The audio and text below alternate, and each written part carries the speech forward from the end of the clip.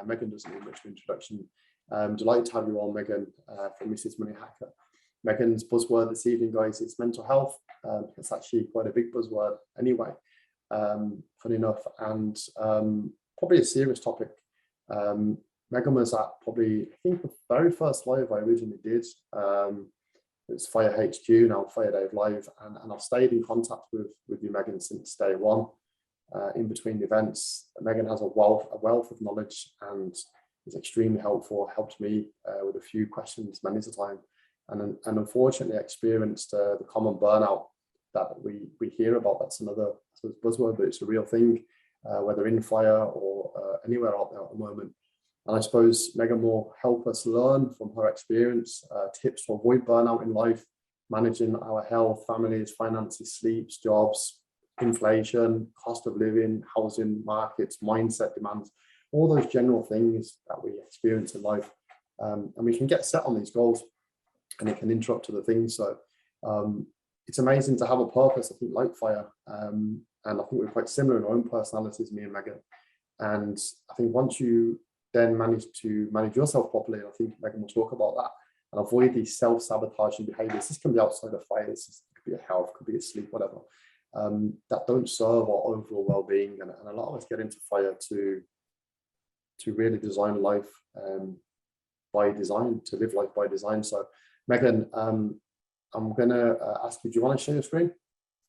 I might get you, if you wouldn't mind. I don't have my dual screens. I'm poor me. I'm over in Portugal at the moment, so I don't have my usual setup. Yeah, so I was thinking that. So let me share my screen. Sure. I've got your presentation, and let's see if anybody can see that. So can you see the screen? Mm-hmm. Okay. Look, over to you, Meagan, and I'll be your cue. You can tell me what to do. Yeah.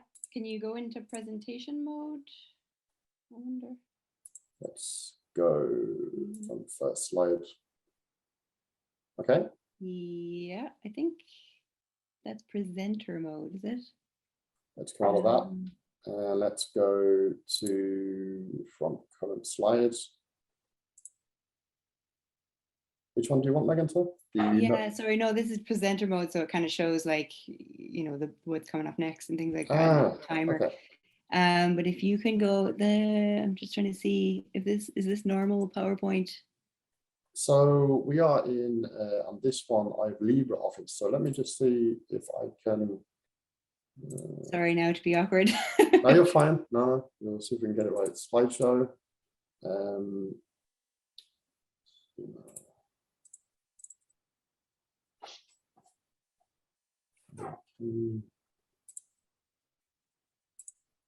Yeah, it's in presenter mode. I think you can see, but maybe. What are the options down the bottom? Is there we can what does that do? Let's have a look. No. A second. Bottom. No, it's showing the next slide as well. Maybe I will try to just move this over.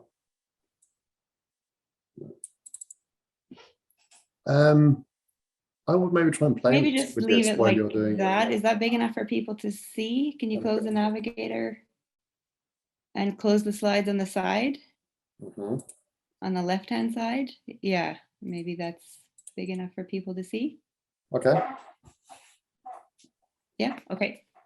So I was going to start by saying, and now for something completely different. So away from all the numbers and all the, getting to retirement, what happens along the way when things don't go according to plan. So I recently enough went through burnout myself, and, kind of coming through the other side of it, looking back, hindsight is a wonderful thing.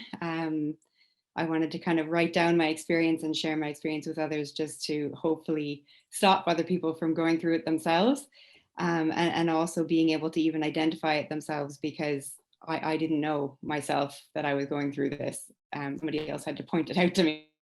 So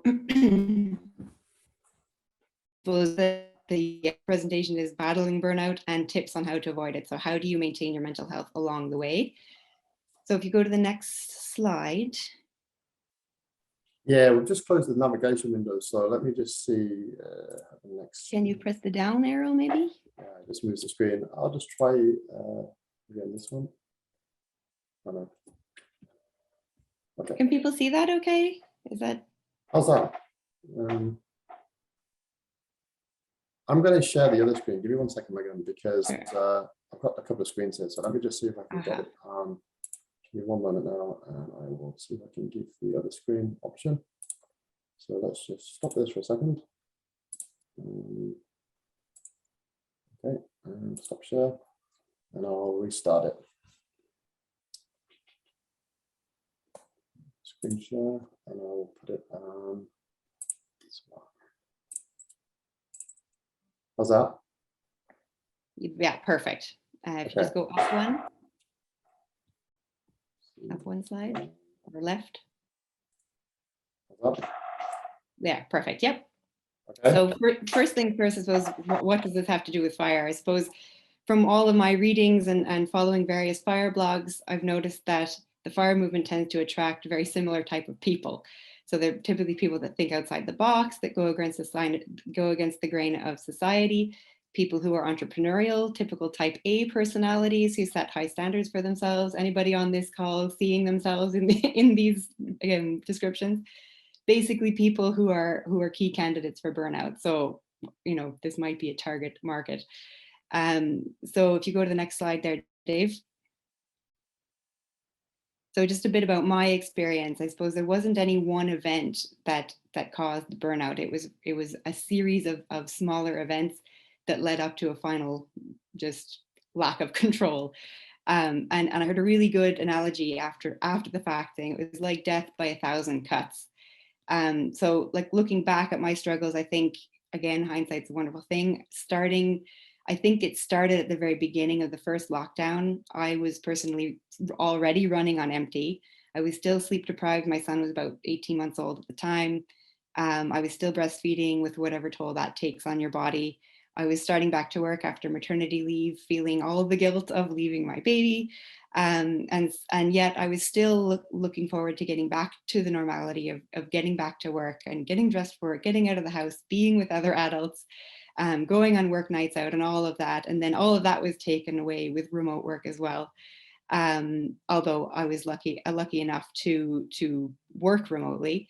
And then at the beginning, like many other households, my husband and I were both working in shifts, taking turn minding our son. We had no childcare, and yet we're both having to try and work. And then we finally decided to go down to one income because that was just unsustainable. We also have no family support, albeit it's self-imposed. It's where we chose to live. And I had no idea when I was going to see my family again. We experienced loss and weren't able to go to funerals. My husband was minding a sick relative at the time, and he was gone for a few days at a time at various points throughout the pandemic, which really exacerbated my feelings of isolation. My husband's also immunocompromised, so we were particularly fearful for his life, especially in the early days before there was a vaccine. And then on top of all of this, I was trying to ramp up the blog. I was working 4 days a week at my day job. I was working 2 days a week on the blog. And I was spending all the other waking minutes thinking of how to grow the business and feeling guilty for not doing more. So again, this entrepreneurial spirit where you kind of get obsessed with these ideas and you want to just keep going and going and going and building, not knowing how to set your own boundaries and set realistic goals. And then when our son started play school, we had many weeks of being sick, as is the norm when kids are starting school and getting their immune systems built up. And then this stream of sickness was topped off with a bout of food poisoning and the loss of our pet. So that was kind of the straw that broke the camel's back. So if you want to go to the next slide there, Dave. So basically, what did this look like in terms of symptoms? As I was saying, it crept in very slowly. It was so gradual that nobody around me noticed. I didn't notice, my husband didn't notice. And it wasn't until my parents came to visit that my mom, who hadn't seen me in person for 2 years, mood, in my demeanor, in my, thought process and my energy. Like I'm normally a very positive person. I practice mindfulness and gratitude on a nearly daily basis, where I like to think how blessed I am and lucky I am to be able to do most of the mundane things. Sorry, just, I think you've gone ahead there. You go up and up again. And still on the symptoms on, yeah. So yeah, basically when my mom saw that I was always tired, she commented saying, Meagan, that something's not right here. You shouldn't be this tired. And at first I kind of just scoffed it off. Oh, I'm fine, I'm fine. And there's nothing wrong, da, da, da. And then another time again, she mentioned it again, and the penny finally started to drop. And I went, okay, let me look back now. Let me think. When was the last time I felt gratitude for the mundane? When was the last time I woke up feeling rested? When was the last time I felt joyful? And I honestly couldn't remember. I then started to look at my physical issues. I was tired all the time, despite getting decent sleep most nights.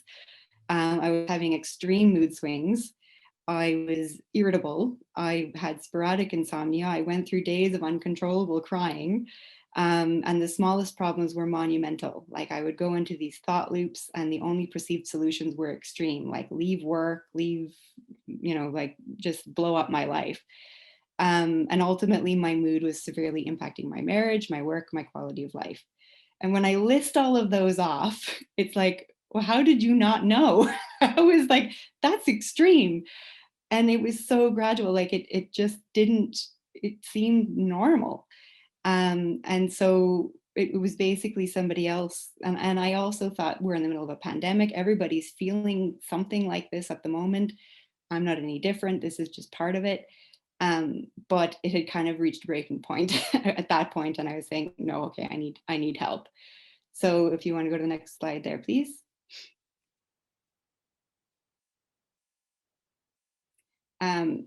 So how did it start off? The very first thing was to kind of say to myself, or to say to someone else out loud, I am not okay. And it's very, very hard to actually say that when you are not okay. I'm a natural born problem solver. I started with a list of 2 columns. I put in the first column a list of all my problems, and on the column on the right, I put down a list of all what I thought I could do to fix the problems.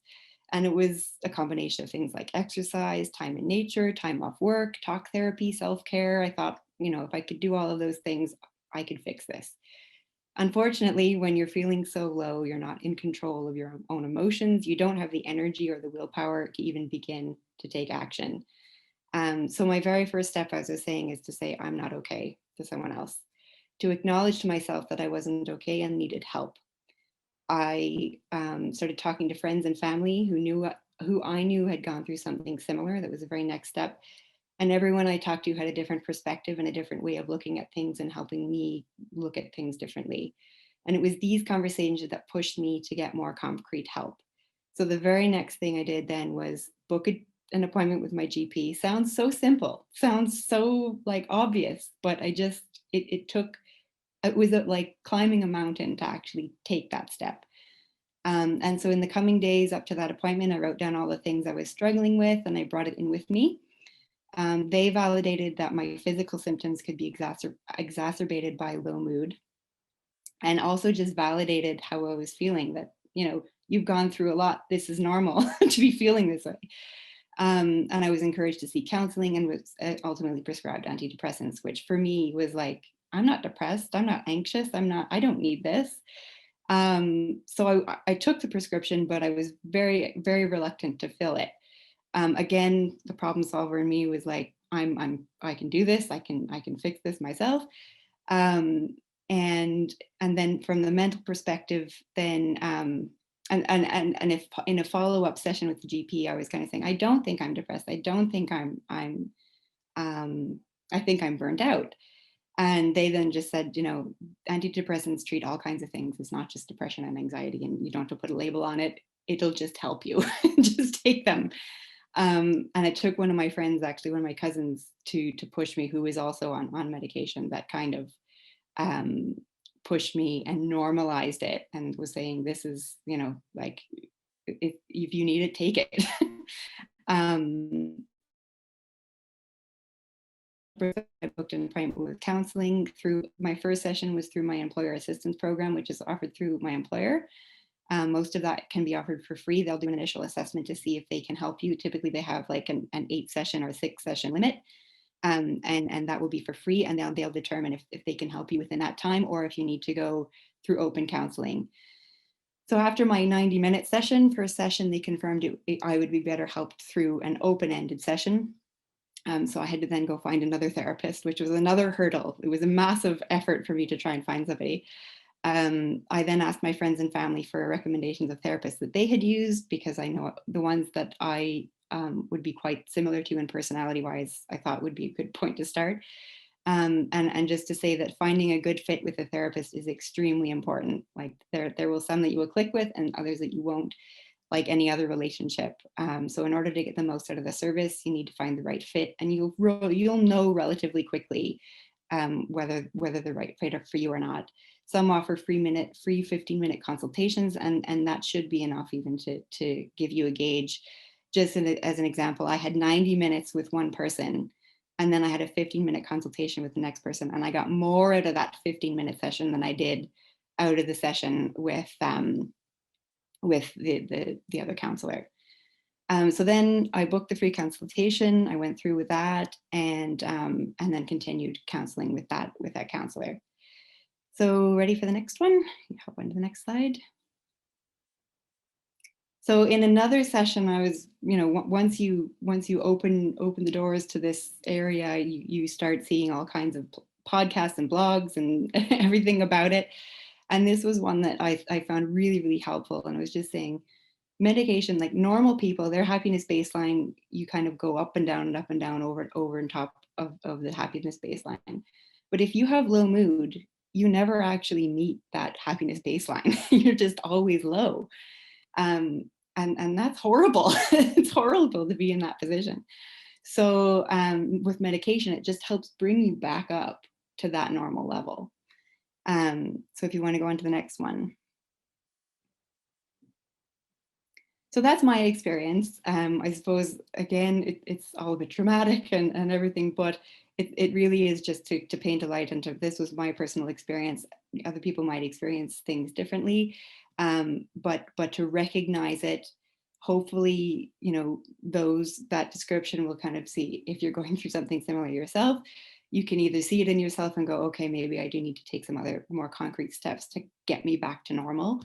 Or if you see it in somebody else, like you may need to tell them, they may not know. So now on to the more positive spin. How do you stop from feeling this way in the first place?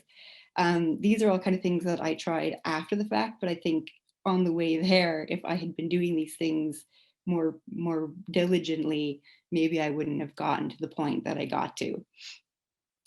So one thing I did was booked an acupuncture session. Again, after talking to one of my friends, they said, I'm going for acupuncture, come with me. They do alternative, things or whatever.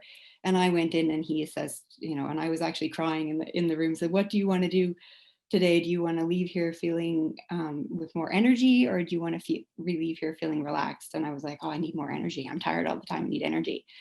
And in saying these things or whatever, I started crying. He's like, I'm going to do the other one. So he ended up, doing whatever session, and he pinpointed it on grief, because I lost my grandmother and I lost our family pet, and I don't think I actually processed those properly. And so the acupuncture really, really helped with that. And then I started taking probiotics more frequently. So if anyone's done any research into gut health, a recent study even, shown that potentially positive effects of probiotics and prebiotics on anxiety and depression symptoms. This may occur thanks to better gut health, since a considerable amount of the body's serotonin, aka the happy hormone, is produced in the digestive tract. I started taking vitamin D. So I personally struggle with winters in Ireland due to the 1 hour less daylight than I'm used to in winter. I usually deal with this by booking a sun holiday early in the new year, which I finally got to do. I'm in Portugal at the moment, but was unable to do during the pandemic. So I needed to top up on vitamin D with supplements. And I also bought a seasonal affective disorder lamp, which I use for 30 minutes, the first 30 minutes of my workday every day. I started for 20-minute brisk walks as much as possible, and really started diligently doing that every day. 20 minutes, I'd set a timer and I'd go out and walk and in nature as much as possible.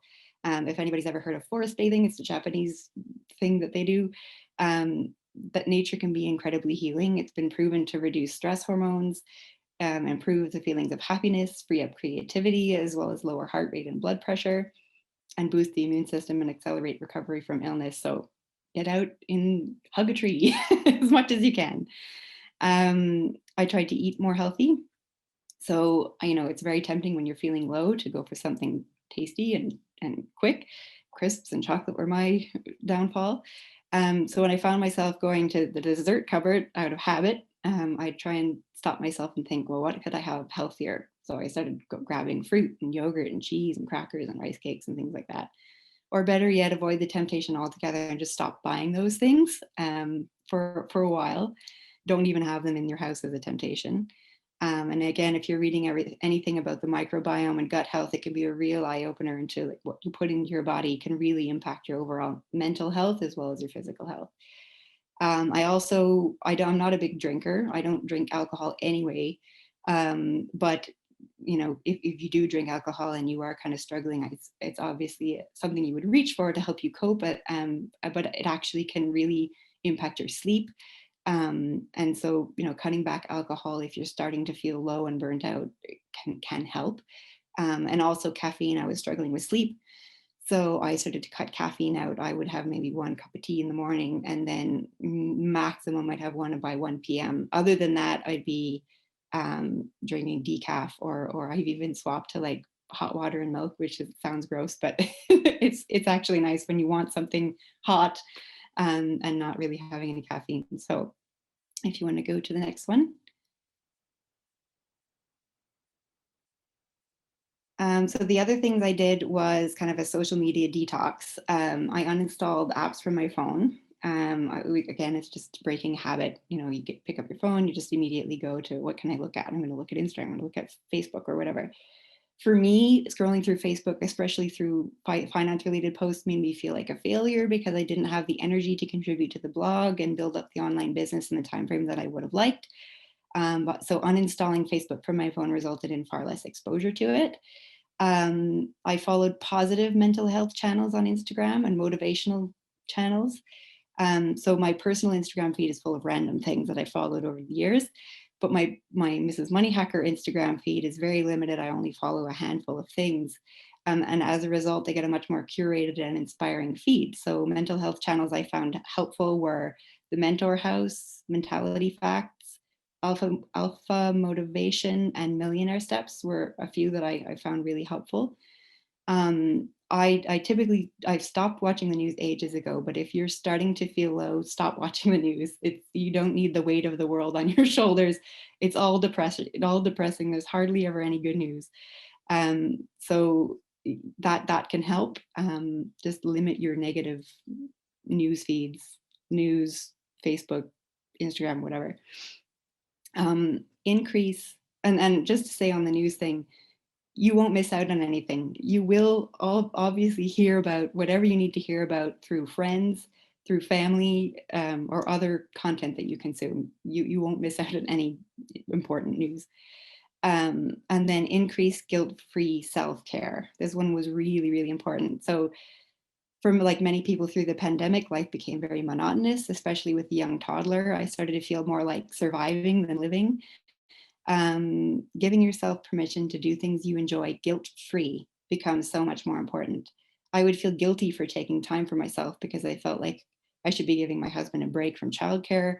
The problem is if you don't take care of yourself, you don't have anything left to give anybody else. It's like putting your oxygen mask on the airplane if there's an emergency. Take care of yourself first so that you can take care of others better. And it doesn't have to be expensive. It can be taking a few minutes for yourself to listen to music, have a warm shower, read a book, go for a walk with a friend, anything you do like to do to make you feel calm. I started planning child-free walks and coffees with friends, going for walks in nature on my own, and reading light read books. No heavy content was allowed during this time.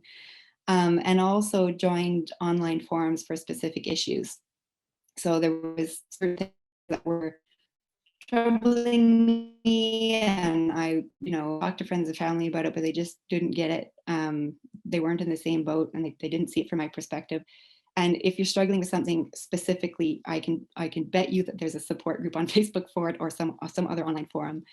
have a look, that it'll be there. So that really helped me as well, to have a support network of people that were like-minded in the same situation. And then this was another one. Although we were stuck in the same house with little outside interaction, the last thing I suppose that really helped was increasing quality time with my husband. So I think during the pandemic, we spent so much time together. We were always in the same house. We were locked in. But we got out of the habit of spending quality time together. We couldn't go on dates. We didn't have any, nothing was open. And we got into a routine of doing our own thing in our own limited time that we had in the evenings. So this felt me feeling really disconnected and even more isolated. So what we did was we agreed to spend 20 to 30 minutes an evening with no phone, no TV, just sit and talk and spend time together. And this actually made a huge difference into how I was feeling. So you go on to the next one.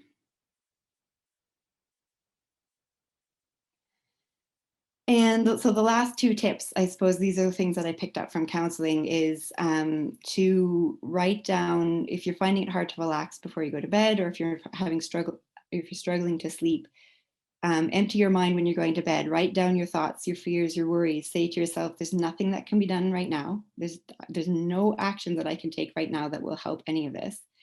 And to mentally say to yourself, when you do have the energy and the capacity, you will address them. But there's nothing for you to do now. At least by writing it out helps you feel like you can have a more restful sleep. It gets it off your brain. And if you're an overthinker like me, my thoughts would spiral. I would go down these rabbit holes. And if you're not in a good place mentally, one thing to ask yourself if you do start spiraling, when you're fixating on a problem, is, where does this fit in the grand scheme of things? It kind of helps you gain perspective. And second, something you can do in the calm, when things are calm, is try to do a visualization exercise. Personally, I'm in my head a lot. I'm not used to being in my body. So what you can do is, one exercise that one of my therapists said was, when you're walking outside, you like to walk. When you're walking outside, focus on the feeling of your feet on the ground and visualize, like, how does this feel? Walk on different textures, and just get used to being in your body and out of your head. And it sounds simple, and it's simple because it works. So that what this does is it gets your brain used to being in your body, so that when big emotions come up, they don't feel so foreign and threatening, and you can actually, take time to process them and not be so like scared of them. So those are the final two tips. And if you want to go on to the next one. So this one, basically, if anyone is feeling any of these things, there are loads of Irish supports. You can check your employee assistance program or your health insurance coverage to see what you have cover for. And then there's a list of other services here if you need to talk to anybody, or if you know anybody else that might be going through something that might need somebody to talk to. These supports, you can let them know are there. And I think that's it.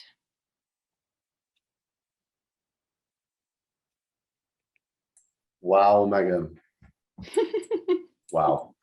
No, fantastic. I can't even see, I was lost you there.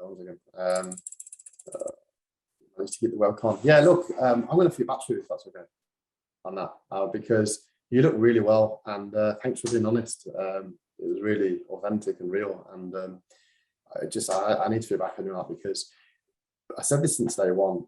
FIRE is not just about the money. Like, the money is just one element. Like, I always talk back to the stuff we spoke about 2-3 years ago. It's the 4 pillars: health, wealth, relationships. Put my webcam on. I totally agree with what it's. Yeah, health, wealth, relationships, finance, and the finance is just one element, and you can make as much of it as you want, and you can cut back as much as you want, but you're essentially, you're buying time, and I think you covered so many things there.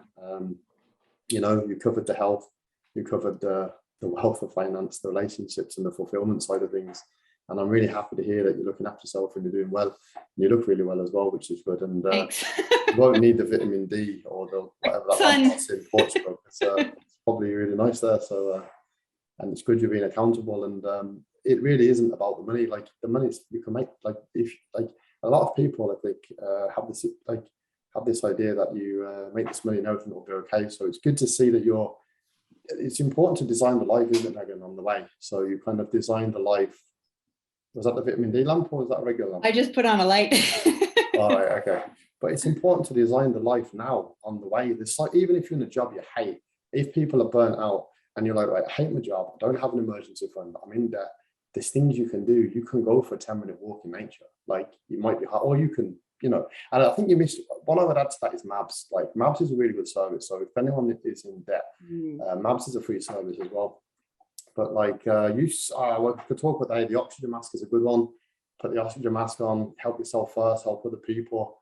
And mindfulness, a lot of people, and you've nailed it today, is that a lot of people are worrying about the future and where they need to be and what they should have, and regretting the past, and they're not here and present, and they're turning around with 50 years of what ifs. And I think you mentioned the idea of putting your feet on the floor, being grounded, being mindful, being in the present, being in now. Really, really enjoyed the presentation. It was really good. Our biggest obstacle in life, Meagan, is ourselves, right? Would it be fair to say? Yeah. So I had to feedback, but let's see what the questions are, what people are saying before we go on. A. Hanley recommends 6-second kiss with partner every day. Anna Rowney, wonderful, Meagan. Thanks for sharing a very vulnerable time in your life. Onwards and upwards. Vince, thanks, Meagan. Great to hear you on the up. Helen the same, brilliant. Lots of comments there. It's good to hear that. Alva, really like the example, Meagan, of leaving all the phones behind. And how did you find that? Not been on the phone in the evening for a bit. Wasn't so much my problem. No, I think we got into the habit of just watching our own shows and doing our own thing, and like you're spending time together, but you're not really together. And when things are normal and things are open, you can go out and you could go to dinner and get a babysitter and do all those things. But in lockdown, you didn't have that option. So you just kind of got into a slump when we're already feeling isolated. Perfect. If I can turn off the screen share. One second now. Lost everybody there 1 minute. Second, I'm going to just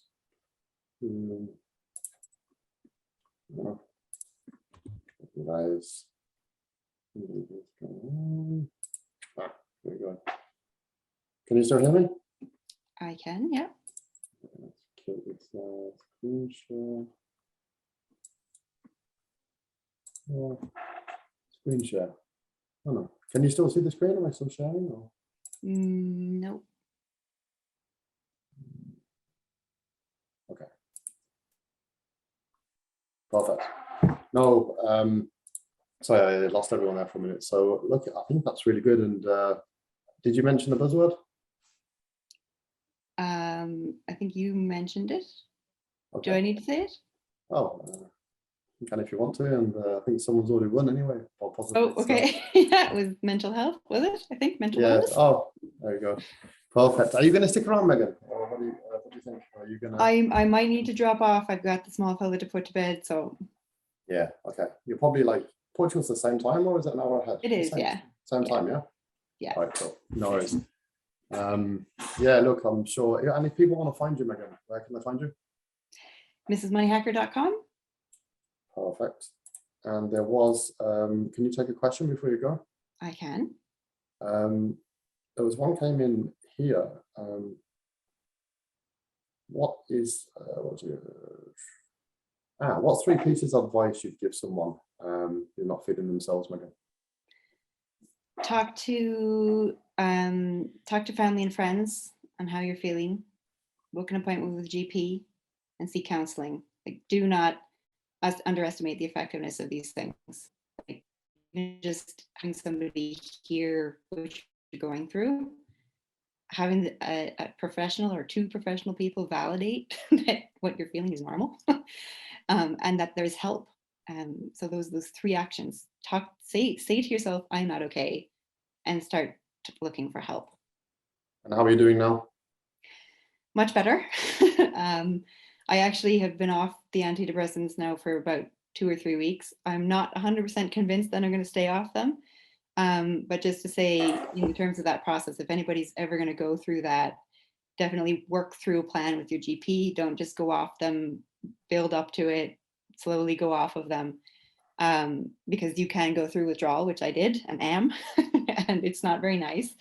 I'm definitely feeling, basically you're saying you can feel what you were feeling before you went on them. I had only ever gone up to a half dose.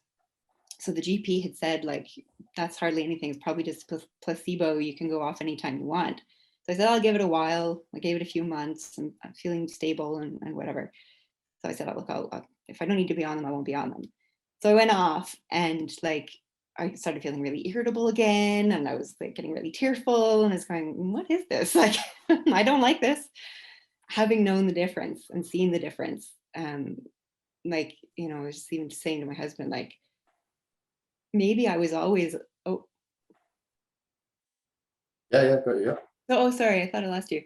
Yeah. Just saying maybe I was always a little bit, off and never knew the difference. But now that I know the difference, I'm kind of going, I don't ever want to feel like that again. So I have no qualms about going back on them. I'm going to give it a few more weeks and see if the withdrawal subsides. But other than that, yeah, much more stable, much more energy, just like more myself than I had been in a very long time. Yeah. Oh, really good. And I said again, I think the money part is a big part, because we haven't got money. If you don't have your health, you have nothing. But the health, the family, the relationship, all of that, it's more important, So, wow, really good. Keep us up to date, Meagan. I want to see how you get on. You've done really well. But yeah, good luck with it all. And I'm actually blown away because you're doing so many things at the same time. Like, you're getting back to nature, you're not drinking coffee after 1 o'clock, you're not drinking alcohol, and you're like connecting with the people, and you're living life now, and all that stuff, which is really good. So yeah, well done. Keep it up. Thanks very much. Go Portugal. Ciao. Yeah. Ciao. All right. Thanks, Meagan. Thanks, guys. Chat again. Cool.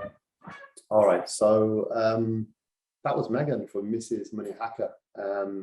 So we're actually on a quick dinner break. So if anyone wants to drop off and come back in 10-15 minutes, about 8:15, that's fine. At about 8:20, we'll go to Helen Cregan-Walsh, who is on the call as well. So we'll be introducing Helen then after the dinner break. And we will just feel free to stay on the call anyway if you want. I don't want to just pause the camera and pause the event. Perfect. We've 27 on the call. Let's see who's on the call now. So we've got people on off. So we've got Andrew, we've got Aoife. Hi, Chris again. We've got Connor's on the call. We've got 2 Helens. We've got Saul, a couple of Rachels, Vincent. Okay, guys. So look, let's just do a recap on the 3 presenters that we've had on so far before we go to Helen. So we had Jessie on the call, and Jess looked at kind of investing and different types of strategies and kind of from a different perspective. So Jesse's over in, obviously, in New York. He's jumped on a flight, and he looked at kind of, the idea is that financial independence, retire early, in my opinion anyway, is looking at the concepts and the reason people pursue it. Okay, and Lawless, yep, Dave, this is great. Thanks for setting up. See you after a bite. Go ahead, guys. I'm actually going to wait and have my dinner afterwards, because I don't want to rush my dinner, and I'm going to be mindful about it, as Meagan said, because I actually find personally, but it's okay if you're watching and you're having dinner. If you eat your dinner fast, you don't digest it properly, and then don't feel good, and I can't sleep properly. So I'd actually rather have my dinner late at night, but eat it slowly and eat it well. And take some of Meagan's advice this evening. And that's what it's all about at the end of the day, guys. I think FIRE, financial independence, which I earlier, I defined it initially at the start as a lifestyle movement. And I say lifestyle because we're in life, we're having life, and all life is having us. And often people will come into the FIRE movement or come into the budgeting space, or go into an event such as receiving counseling, or they'll reach out to friends. Or burnout is a massive thing. Like, if no one's heard of burnout, then you're living under a rock, because it's everywhere. And so many factors can contribute. But financial independence, retire early. I mean, if you did that for 5 or 10 years and you started to, maybe you're in debt, or you're trying to get off the hamster wheel, as Helen mentioned, and all those different things, and then you stopped after 10 years or 5 years or 2 years, you would probably be in a better position. And we have the ability to control how much we do this. And I think when we become conscious, when we become mindful, when we start looking at all these different things, I always talk about the 4 pillars, guys, and how mindset is important in all this. So health is your wealth, they say. So health is important. Your relationships with people, professional, family, friends, people that you're speaking to, the people that you hang around, your network is your net worth, as a friend always says to me. You know, we are influenced by our environment, we're influenced by people we hang around with, we're even influenced by people we speak to. And talk about, Meagan talks about getting reconnected with nature, being in a supportive community on an event like this evening with people speaking. It's all interlinked. Then we've got the fulfillment element, which is happiness. And I suppose happiness is sold often as a pill, but you can't be happy all the time. We've got a full range of emotions, but fire is about buying your time back, I think, essentially, and putting things in place like an emergency fund, like passive income, like getting a sense of control of money, getting educated about it, because it's not something we learn about in school. It's not something that's taught to us, finances, unfortunately. And then deciding what you want to do with it, and actually starting to make changes today. So you don't need to be retired early. You don't need to be financially independent to introduce some of these things, and having a goal that we can work towards, and being accountable. So it's good to be in a good tribe. And I think financial independence, retire early, might not suit everyone. One of the questions came in the chat: how do I get my partner on board? I'm falling asleep when I think about saving money. I think it's a case of, when you have a goal, and actually this is funny because Helen will be looking at this shortly in the next 5-10 minutes, having a goal, looking at where you want to go, when you've got your purpose and you've got your goal, and something doesn't feel like deprivation. I think when something feels like deprivation and you're going without something, and possibly, even as Meagan spoke about, these things start to accumulate and you start to neglect other things and self-sabotage you, that's not a good place to be. But when you connect with something, when you realize that this is better for you, better for your family, you start to see the compounding effects that Alva and Jesse spoke about. And it doesn't have to be financial. You start to see a compound in your health. You start to see that your confidence is going up because you are looking at the interest rate on your credit card. It's not coming to you as a surprise. You know, you start being proactive as opposed to reactive.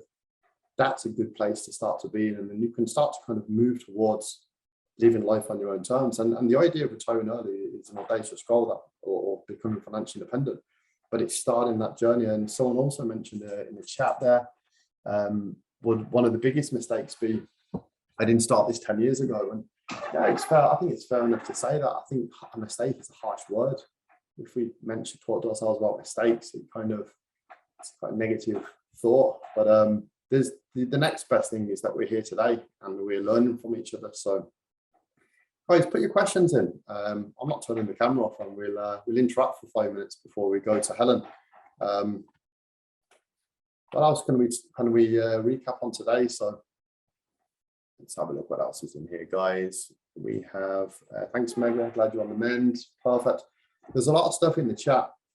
Meagan spoke about putting the oxygen mask on. So this idea is that when you're in the plane, if there's an issue and you've got a child with you or you've got other family, you take the oxygen mask and you put it on so you can breathe first, and then you can help other people around you. And it's a good analogy. You have to kind of start helping yourselves. Solving the money problem can help because you buy back time to then get on to do things that you're interested in and you want to do. And I do think, as I said, that often our biggest obstacle is ourselves. So not watching the news was another one. The news is often, you know, the news is very negative, and we need to start our days. You know, the beginning of the day is often very important, but compounding things that compound over time. Sowing the seeds, as I said initially in the beginning, planting these little seeds today, watering them, you start to grow, and you start to see that in all areas of your life. I'm going to talk about fire for a few minutes. So I'm just going to pull up on firedave.com one of my resources, which is how to start fire and what is fire. Okay, and we'll just recap on this for a few minutes. So really, FIRE is financial independence, retire early. I believe it incorporates 4 elements: health, wealth, finance, relationships, and fulfillment.